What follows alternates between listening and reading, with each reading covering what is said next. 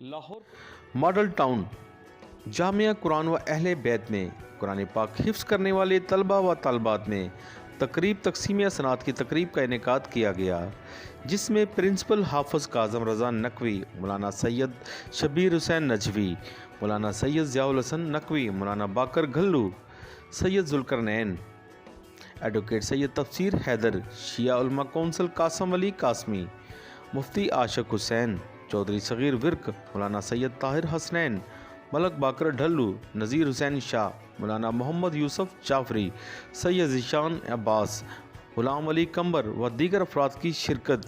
तकरीब का आगाज़ तलावत कलाम पाक से किया गया, जिसमें मुकर्रीन ने तकरीब से ख़िताब करते हुए कहा कि कुरान पाक की तालीमात दीन व दुनिया में निजात का बाइस है।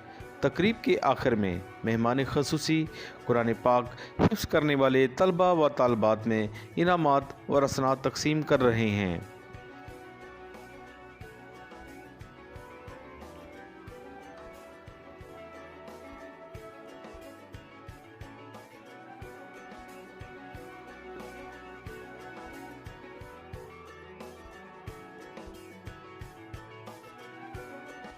शरका ने मीडिया से गुफ्तगू करते हुए कहा कि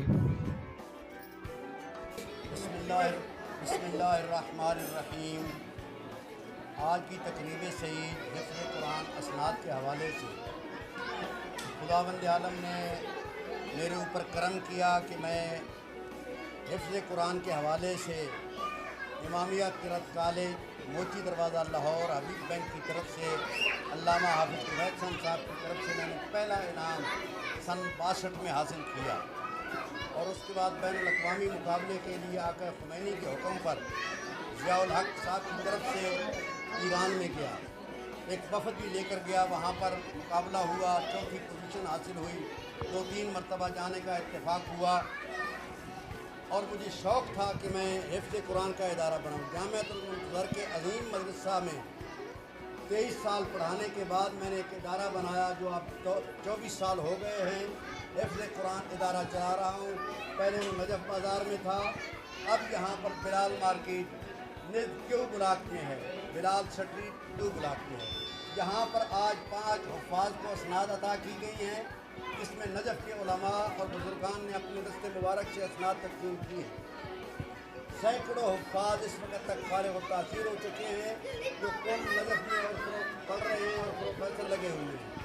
हमारी ख्वाहिश है कि ख़ास तौर पर फ़िक़्ह जाफ़रिया में इस हिफ्ज़ कुरान और कुरान की मोहब्बत और तफ़हीम कुरान के हवाले से, नहजुल बलागा के हवाले से हम किरदार अदा करें। वही सिलसिला हम जारी किए हुए हैं।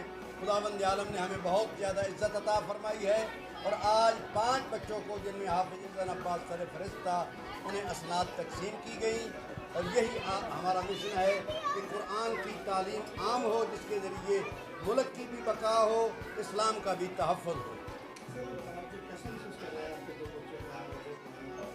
जी, अल्लाह का शुक्र है जी, अल्हम्दुलिल्लाह। बहुत अच्छा जो है ना, इसका जितना भी शुक्र अदा करें अल्लाह ताला का वो काम है कि सबका मोहम्मद व आले मोहम्मद अल्लाह ताला ने जो ये सादत नसीब फरमाई और उसका जितना भी शुक्र करें वो कम है।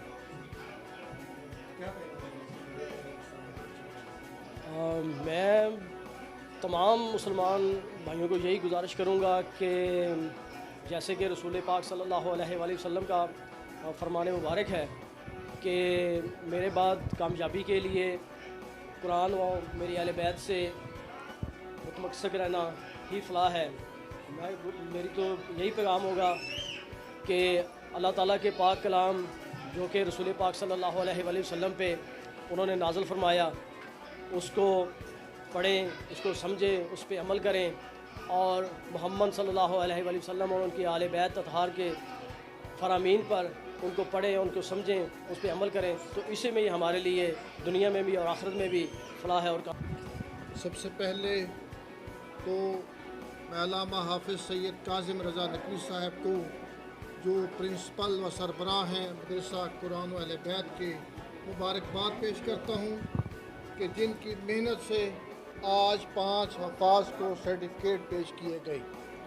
और इस मौका पर एक बात मीडिया के ज़रिए करना बहुत ज़रूरी समझता हूँ کہ وسیم رضوی نامی شخص جو ہندوستان میں اپنے آپ کو شیعہ ظاہر کرتا ہے اور ہندوستان کی سپریم کورٹ میں قرآن پاک کی 26 آیات کے بارے میں جاتا ہے کہ ان کو قرآن پاک سے نکالا جائے، میں یہ سمجھتا ہوں کہ اس کا تشیع سے کسی قسم کا کوئی تعلق نہیں۔ بے شک مکتب تشیع کے مطابق ہمارا عقیدہ ہے کہ قرآن پاک میں کسی قسم کی زبر اور زیر کی یا کسی لفظ کی کمی پیشی نہیں۔ یہ قرآن پاک ایک مکمل قرآن پاک ہے۔ جو بھی اس کے بارے میں تحریف کا نظریہ رکھتا ہے اس کا اسلام سے کسی قسم کا کوئی تعلق نہیں۔ ماشاءاللہ۔ اور یہی وہ مشن ہے جو قبلہ علامہ حافظ سید کاظم رضا نقوی صاحب ایک عرصہ دراز سے لے کر چل رہے ہیں، اور قاریان قرآن بھی پیدا کر رہے ہیں اور حافظان قرآن بھی پیدا کر رہے ہیں۔ خداوند متعال ان کی توفیقات میں مزید اضافہ فرمائے۔ والسلام علیکم۔ کیمرہ مین فرحان شیخ کے ساتھ Arshad Ali Ansari, city one news, Lahore.